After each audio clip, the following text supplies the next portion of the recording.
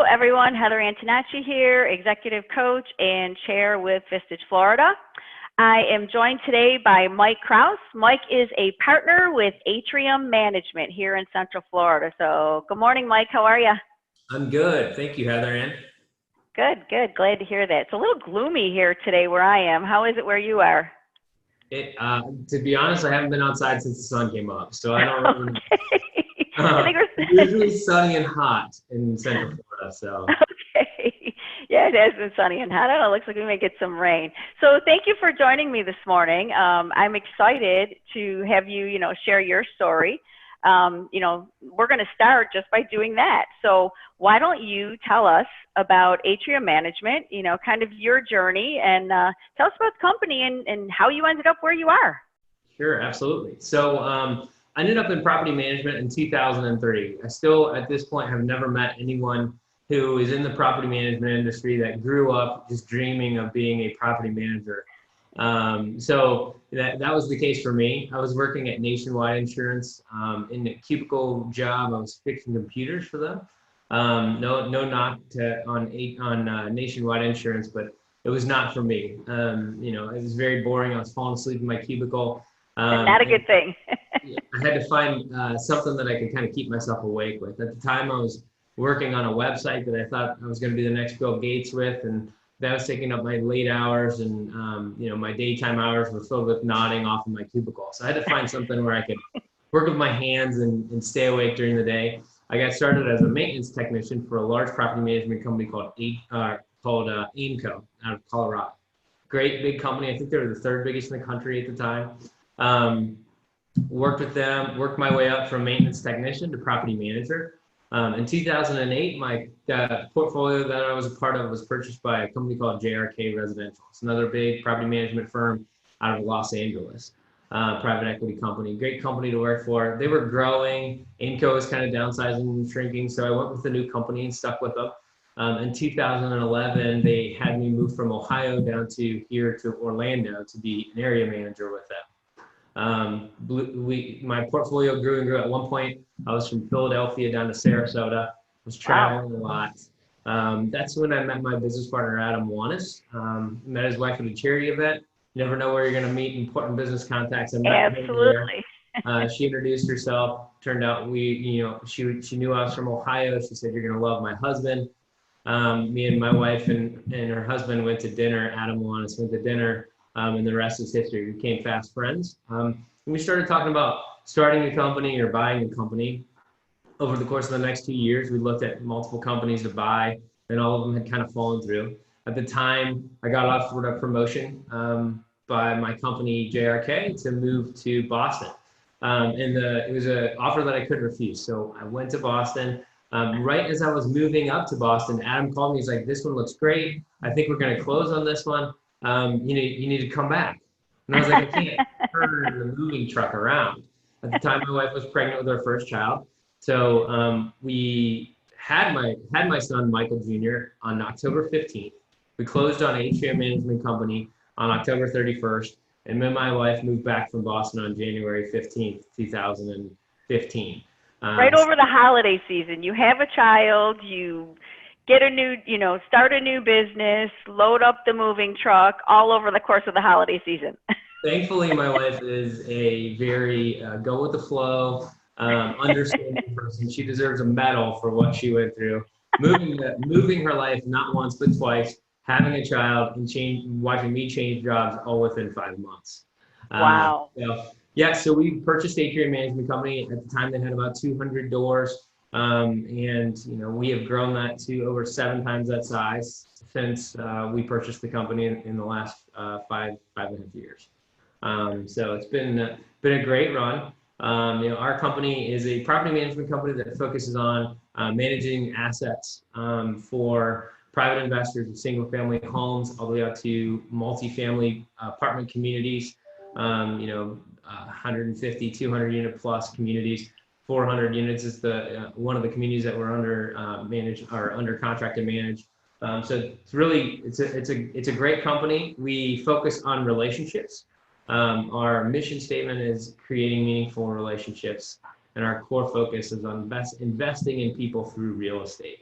We really believe that business is done best through people and through relationships. So that's how we've done it. We actually, to this day, have spent very, very little money on advertising and have only grown our company through word of mouth and through relationship-based business building.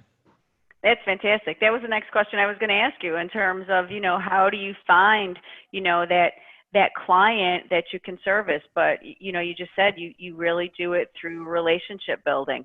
So it's fantastic. Yeah, absolutely. So the company, traditionally, it was started by a couple named Roger and Debbie Marty. They're an awesome couple. One thing Adam and I have always said is the next company that we buy, we're going to find one that's run poorly so that we can come in and improve those operations and make the clients happy. Roger and Debbie ran the company very well. So we were always just trying to live up to that standard. It wasn't a matter of if we could improve it. It was just a matter of if we could potentially keep it up. They kind of set the path for us, and they always built their business via relationships.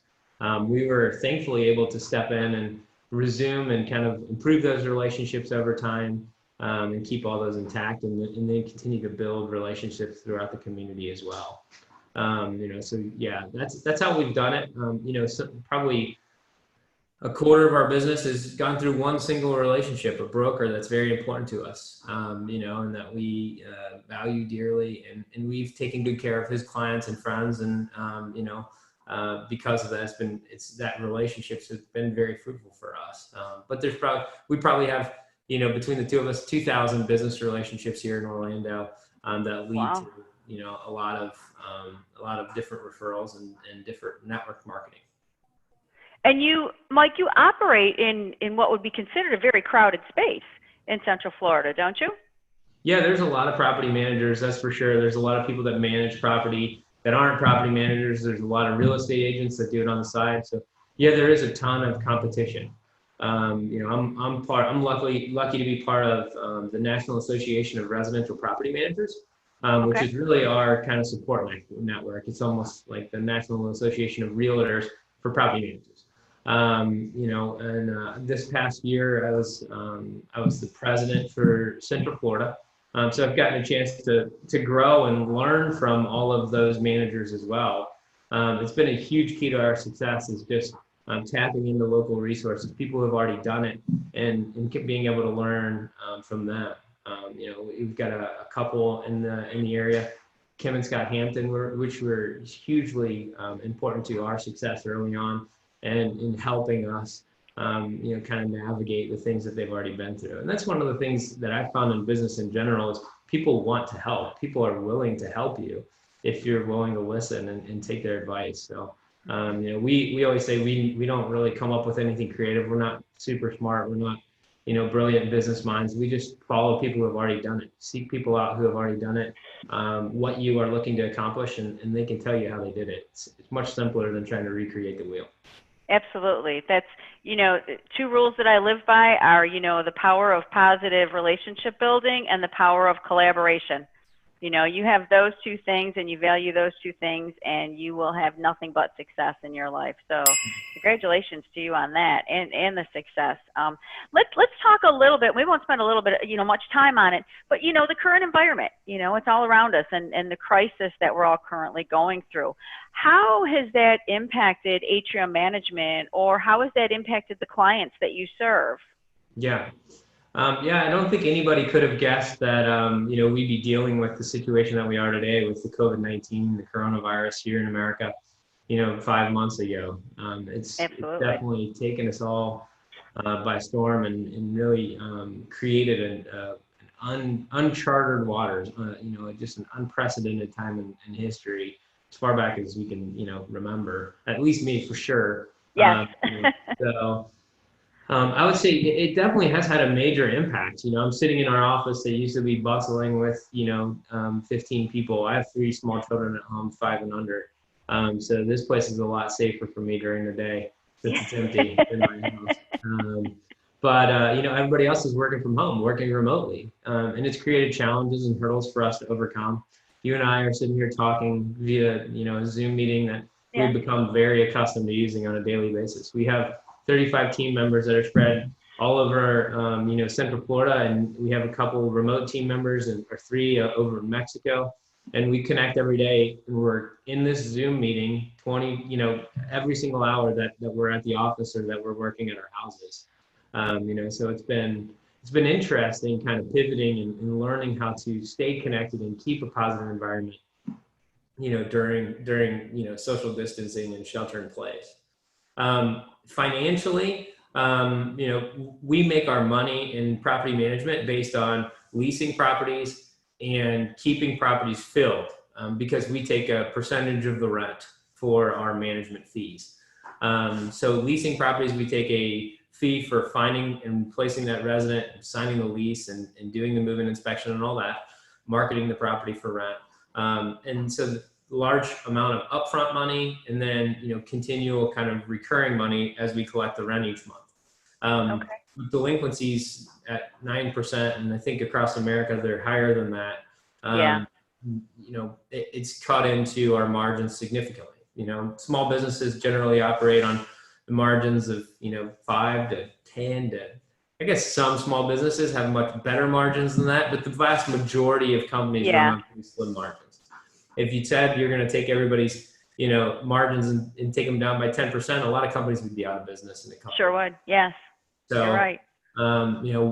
We're finding ways to keep our staff on. Thankfully, the stimulus packages are coming through. We're really banking and hoping for that PPP loan. We think we'll be okay without it. We think we'll be able to scrape by and make it through, but not without some serious battle wounds. That's for sure.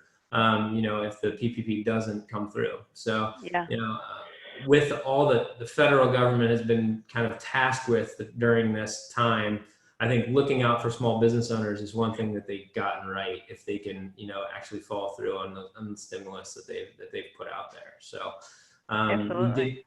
one of the things that's helpful, and I would imagine, a lot of people in your network and, other small business owners or mid-sized business owners have, small business loans through the SBA. We just got an email today that Wells Fargo is going to be, covering our SBA loan payments for the next 6 months. Or the federal government is going to be making them directly to Wells Fargo. Sorry, right. Misinformation there, but so those those stimulus package is definitely going to help us and help get us through this time. And thankfully at this point, even with the reduction in income, we haven't had to lay anybody off. So Well, that's a good thing. Yeah, we're going to try to keep that going. We want our company and our people to know that we care about them, and we want them to stay employed and stay productive during this time. We're all in this together, right? And at least it seems every day, we can certainly say that every day we get a little bit closer to being on the other side of this, right? Another day behind us is another day that we're closer to the end of this. And it seems that there is some positive messages, coming out every day. So we just keep moving forward with it. Yeah. But it has certainly changed the business environment, regardless of the industry that you operate within. Absolutely. Yeah, you hit the nail on the head. And I think it is cool to kind of see everybody come together. Absolutely. When it really started to hit, and it was, everybody was kind of scared and, what's going to happen and what's this going to be like. And you see the reports and you see the other countries that are getting really hit really hard, that kind of showed us what was going to be happening. It was cool to see everybody come together and everybody's company sending out emails and communication about what they were going to do, and how they were changing and pivoting at their own companies to operate in this new normal, as everybody's calling it. Yeah. It's cool to see everybody change, because obviously as business owners and people in general, we're all change averse. We don't like change. And this is everybody out of their comfort zone. And it's been cool to see the companies who have done it really well and said, this is how we're handling this. And the companies that have been, applauded and done very well with it.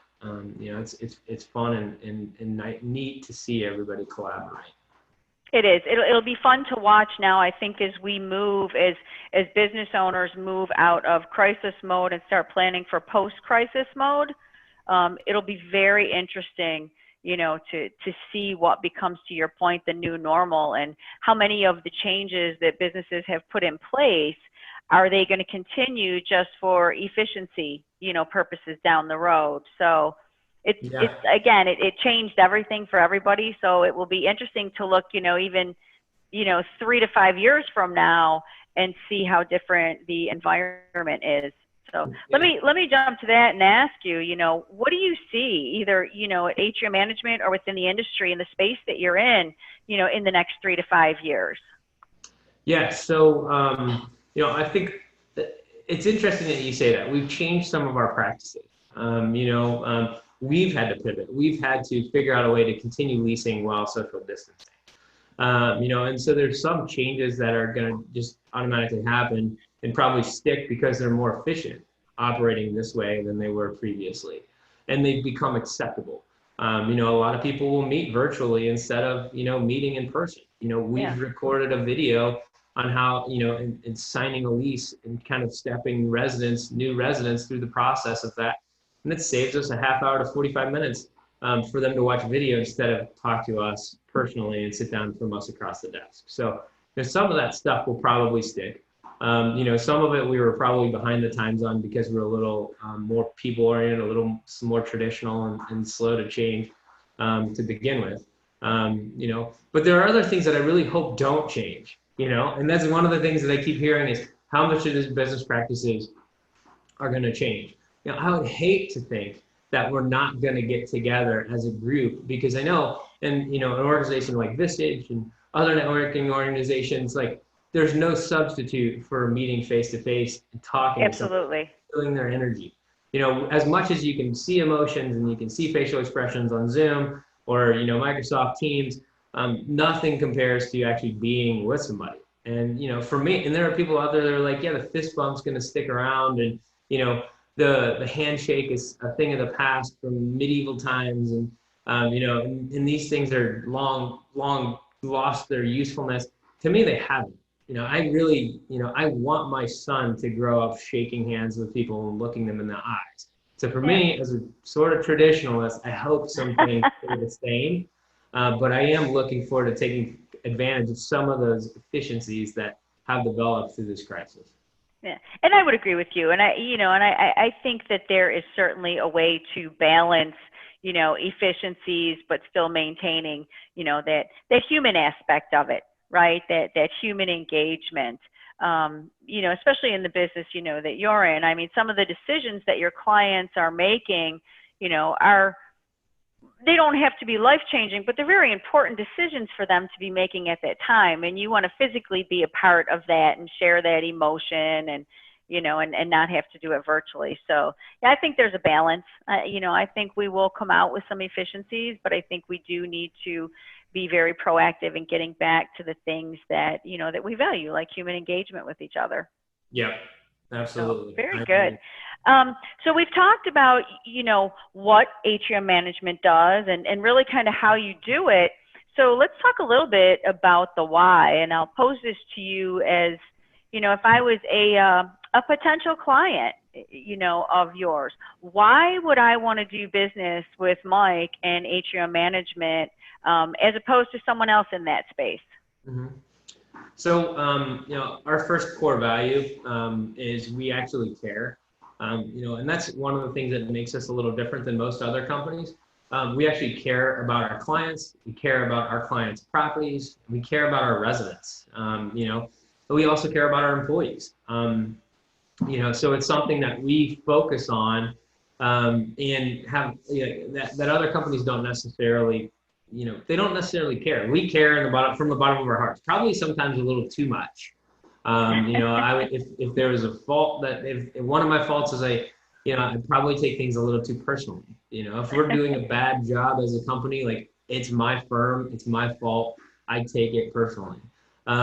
So it makes us strive to be better. It makes us strive to handle our clients with care and to show them that. There's all of our core values. I could name every single one of them, and they all make us who we are and kind of put us above and beyond our competitions. One of our favorite core values is we order the pizza, and this stems back to, and I told you before that we don't come up with new ideas. We just copy really good ideas from other people. Tony Hsieh from Zappos wrote a book called Delivering Happiness. And, their company culture is something that we want to emulate. And they, at one point Tony Hsieh was, I could get some of the details of the story wrong. So go listen to the book if you want to, or read the book if you want to check it out. But he was in a hotel at a convention with the CEO or one of the executives from Skechers. And they were in the hotel room late at night after, a whole night of probably hanging out and having fun. And he challenged the CEO or the executive from Skechers to call Zappos and ask whatever she wanted, and they would help her. So she called Zappos and she said, I don't need shoes, I want to order a pizza. And the guy didn't say, hey, we don't sell pizzas. The guy said, here, let me see if I can help you with that. He puts her on hold, he comes back, and a minute later he comes back and he says, here are the names of the 5 closest pizza places to your hotel that are still open at this time. And he gave her the number of those 5 pizza places, right? Instead of saying, that's not my job, he said, let me help you with that. And to me, that's what our company is all about. We're about customer service. It's not about what's our responsibility. It's how can we help our clients reach their goals, which, when helping investors with their properties is how do we help you make more money from that property that you have? Or how do we help you expand your portfolio? How do we help you find new properties so that you can grow it? And that's what really makes us, at the end of the day, that's what makes us successful, is when our clients and customers are successful. So that's a great example. Thank you for sharing that. So it's really above and beyond, what maybe someone else in the space is doing. So last question I'm going to ask you, but it may be the most challenging question. The questions up to this point have been easy. You could talk about, your business all day long. So this one's a little bit different. So if Mike had a leadership advisory council, and this is individuals that you could go to for both professional and personal guidance on anything, but you had to limit it to just 3 individuals. And they have to be real, so alive or deceased, but no fictitious characters. Who would the 3 people on your leadership advisory council be, and why? Mm-hmm.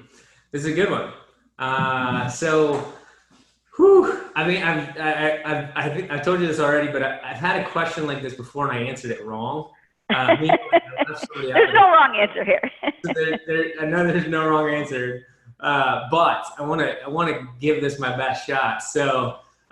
First of all, I think one of the people who's been most successful, investing in really helping other people reach their goals is Warren Buffett. I mean, probably nobody in America has made more money for other people than Warren has.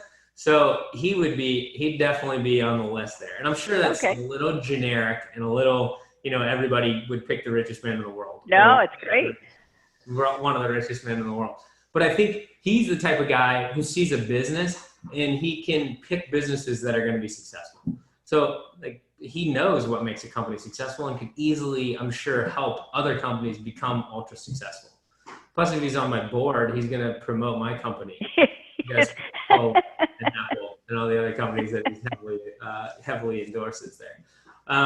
So my second one is a guy named Bill Campbell. And Bill wrote a book called $1 Trillion Coach.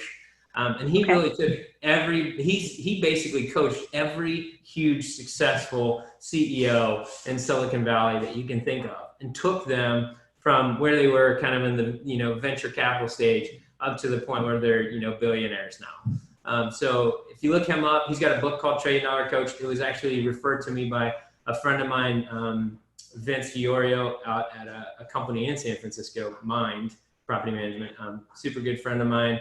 He referred me to that book, and it's a great book. And Bill Campbell is just the type of guy that I'd like to be. He is such a good guy, all relationship built, all based on relationships, and you don't know who he is.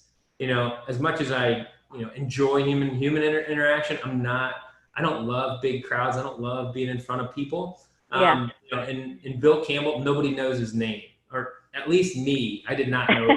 His name is not like Bill Gates. His name is not like Mark Zuckerberg, even though he was an advisor to those guys. And you just never know it unless you're in the Silicon Valley scene. So pretty cool. Really, really great book and great character. My last one, and this would kind of be I don't know him at all. You know, I've only heard the stories, but I associated with his story so well that my third pick would be Phil Knight from Nike. He's got a great book called Shoe Dog. Okay. And Phil Knight, his story and how they built Nike just reminds me so much of our team. And I'm not trying to make the assumption that we're like Nike. We are like the very early. Just do it, Mike. Yeah, I wish. We're the very early Nike that was constantly almost on the brink of, you know, falling off the cliff. And if you read that story, it's impossible not to get hooked into and just fall in love with their ragtag team of people who took, you know, a shoe company in an industry dominated by the giants and took it by storm. And, you know, like, it's so funny, when he went into his first investor pitch, he didn't have a company name yet. He thought of it as he was sitting across the table, that he's trying to pick these Japanese shoe, you know, manufacturers, that he should be their distributor here in America. This kid, I mean, unbelievable how he got his start and how many times they were on the brink of failure. And the book is, you know, it's a really long book. And 95% of it goes up to the day that they went public.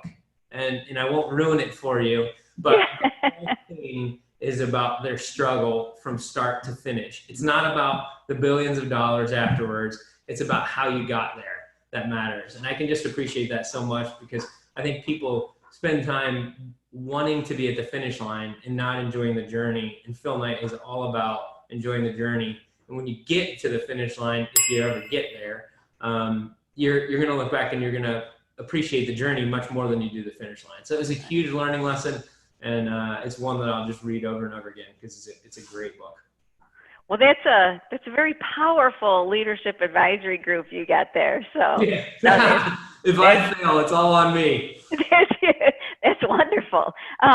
So let's let people know that maybe listening to this or watching this, if someone wanted to get more information about Heatherann Management and the services that you provide, or reach out to you, what's the best way for someone to do that? Yeah, so you can just go straight to our website, heathranmanagement.com. It's got links to my LinkedIn profile. Again, Michael Krause.